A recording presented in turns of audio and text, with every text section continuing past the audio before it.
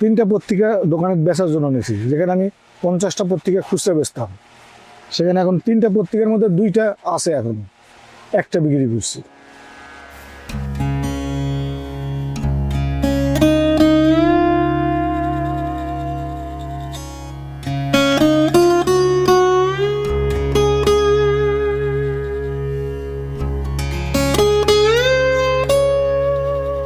আমার বাবা একজন পুস্তক ব্যবসায়ী। আমি নওগাঁতে লেখাপড়া করছি, ক্লাস 8 পর্যন্ত লেখাপড়া করছি, তারপরে আর লেখাপড়া করতে পারিনি। তারপর থেকে সংবাদপত্রের সাথে জড়িত, সব পত্রিকার এজেন্সি আমাদের ছিল। এখন পত্রিকার ব্যবসা আর নাই, পত্রিকা চলতেছে না, বই মানুষ পাঠক নাই। হ্যাঁ, আমরা যে সময় 2000 টাকার বই বিক্রি করছি সারাদিনে, মানে বিশেষ করে পেপার ব্যাগ বইগুলো, যেগুলো পেপার ব্যাগ বইগুলো, এগুলো খুব চলতো আর কি। হ্যাঁ, এখন সেই বইগুলো বন্ধ হয়ে গেছে, পাঠকও নাই। ম্যাগাজিন আসতো, এত ম্যাগাজিন আসতো আপনার এখানে। আমাদের এখানে মনে করেন চিত্তালি, রোববার, তারপরে বিচিত্রা, হ্যাঁ, সিনেমার কিছু পত্রিকা আসতো। এত পত্রিকা আসতো যে পত্রিকাগুলো পাঠক প্রচুর পরিমাণ, এবং আমরা দিয়ে হুঁশ পাই না। এক সপ্তাহের পত্রিকা আর এক সপ্তাহ পাওয়া যায় না। এখন সেই ব্যবসাটা নাই। তারপরে আপনার উপন্যাস চলতো, কিছু ম্যাগাজিন ছিল, পত্রিকা ছিল, যে পত্রিকাগুলো বাজারে সাপ্তাহিক, মাসিক, পাক্ষিক এরকম কিছু পত্রিকা ছিল। ইসলামিক পত্রিকা ছিল, আবার মনে করেন রাজনৈতিক পত্রিকা ছিল, যেমন যাই দিন, মৌচাকে ঢিল, হ্যাঁ, এরকম অনেক পত্রিকা ছিল। এই পত্রিকাগুলো এখন টোটালি সব অফ। 10টা হকার বিক্রি করবে, সে হকারগুলো নাই, কারণ 500 টাকা একটা হকার ইনকাম না করতে পারলে চলবে না। আর আমরা সারাদিনই একটা পেপার বিক্রি করতে পারি না, আমাদের পেট চলবে কি করে? 3টা পত্রিকা দোকানে বেচার জন্য নিয়েছি, যেখানে আমি 50টা পত্রিকা খুচরা বেচতাম, সেখানে এখন 3টা পত্রিকার মধ্যে 2টা আছে, এখন একটা বিক্রি করছি। অনলাইনটাই হলো মূল কারণ। 1 মিনিটে সব কিছু পাওয়া যায়। টিভি খেছে, মোবাইল খেছে, কি বলে আপনার ঘড়ি খেছে, রেডিও খেছে, সব শেষ।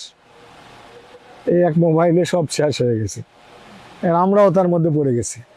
প্রিন্ট মিডিয়ার প্রতি মানুষের আগ্রহটা কমে গেছে।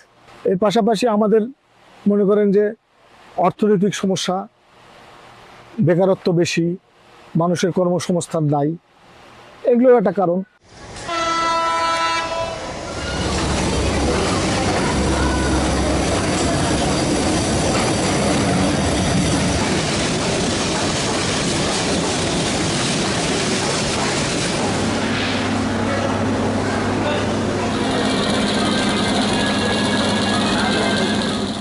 স্টেশনে বুক স্টল তৈরি মানে বসি, আমার দাদার ছিল, সেই সূত্রে আমি এসে বসি।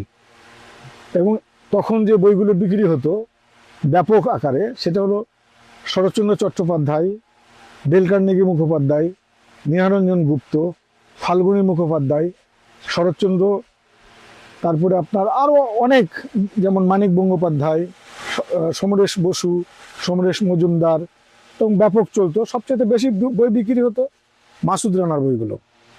হ্যাঁ, রোমানা ফাজ, বগুড়ার লেখক, খুব ভালো লিখত, দস্যু বনহুর সিরিজ। তো আমরা সেই সময় থেকেই ইসলামিক বইগুলো বিক্রি করতাম। যেমন এখন চলে না, বাচ্চাদের এই যে প্লাস্টিক বইগুলো এত বেশি চলতো, যেটা আপনার মনে করেন যে প্রতিদিন 2-3 হাজার বই বেচা যেত।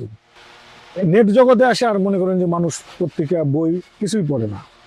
আজকে 1 মাস হয়ে গেল একটা বই বিক্রি করতে পারিনি। বই এত বিক্রি করতাম আমরা, হ্যাঁ, যেমন কবি বইটা এত চলছে। তো এখন সেই বইগুলোর দাম হয়ে গেছে মনে করেন 500 টাকা, 700 টাকা। আগে ছিল 120 টাকা, 100 টাকার মধ্যে মানুষ কিনতে পারতো। কম করে হলো 1-150, মানে হকারই ছিল মনে করেন যে 10-12টা। এরা প্রতিদিন 10টা, 15টা, 20 বই কিনতোই, এবং বাচ্চাদের বইগুলো খুব বেশি কিনতো। মহৎ ব্যবসা করতাম, বইয়ের ব্যবসা, মহৎ ব্যবসা। এখন অন্য কিছু শিখিনি, অন্য উপায়ও নাই, বিধায় এখানেই পড়ে আছি দীর্ঘদিন ধরে। আমরা বিভিন্ন ধরনের খেলনা, এই গরমের সময় হাত পাখা, হ্যাঁ, আপনার টিস্যু, রুমাল, এই জাতীয় প্রোডাক্ট নিয়ে এখন মোটামুটি মাঠে যুদ্ধ করতেছি, হজবরল। মাঝে মাঝে চেঞ্জ করি, নতুন করি, আর একটা নিয়ে আসি।